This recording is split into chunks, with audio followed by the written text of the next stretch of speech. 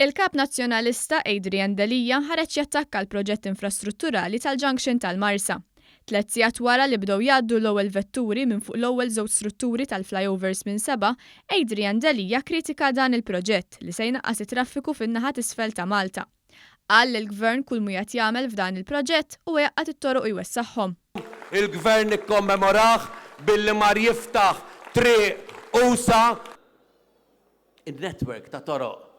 Mhux bħallum illi nipprovaw inġantu llum. Il-proġett tal-Junction tal-Marsa fost proġetti infrastrutturali oħra huma sensiela ta' proġetti li mhux biss jaħsbu għall-preżent imma anki għall-futur. Dan grazzi għall pjanaru l-viżjoni ċara tal-Prim Ministru Joseph Muscat li taħt it-tmexxija tiegħu mhux biss għandna ekonomija b'saħħitha iżda nħolqu setturi ġodda li ħolqu eluf ta' impjiegi. Iżda l-Adrian Delija dan ma jfisser xejn għax għalih dan il-Gvern m'għandux viżjoni.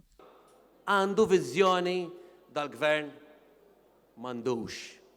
Kritika kull settur u qal li f'pajjiżna mhux ġej investiment. Dan anki jekk ċifri tal-Malta Enterprise juru li s-sena li għaddiet Malta ttirat aktar minn 170 miljun euro f'investiment. Fejn hu l-investiment?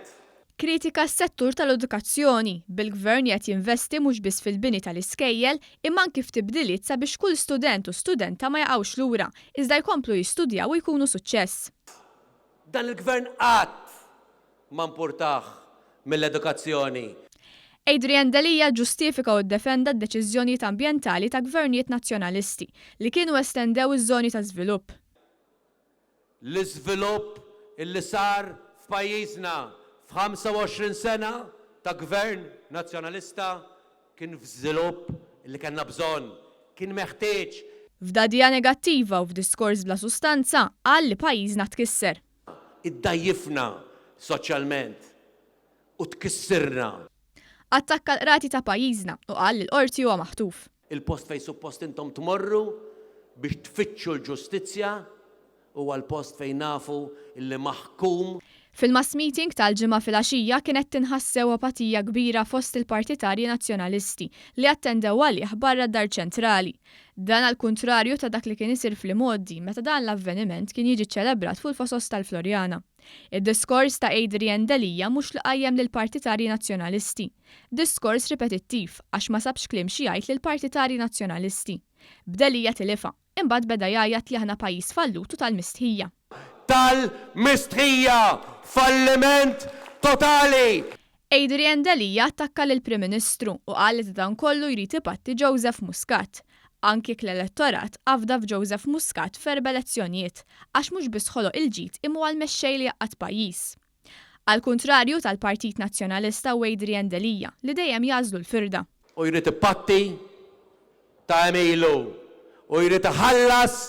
F'istqarrija l-Partit Laburista qal li kieku ried il-kap tal-Partit Nazzjonalista seta' jiffranka l-kollox l-ispiża taċ-ċelebrazzjoni tal-Indipendenza għax Adrian Delija seta' xandar id-diskors tas-sena l-oħra. Quddiem id-Dar Ċentrali Delija kellu l-istess negattività, l-istess attakki fuq l-investiment u l-ebda proposti. L-unika ħaġa ġdida li qal kienet li attakka l-proġett tal-flyover tal-Marsa. Tassew li Adrian Delija ma tallem xejn mill-lezzjoni li taħ il-poplu f'Mejju li għadda, qal il-Partit Laburista.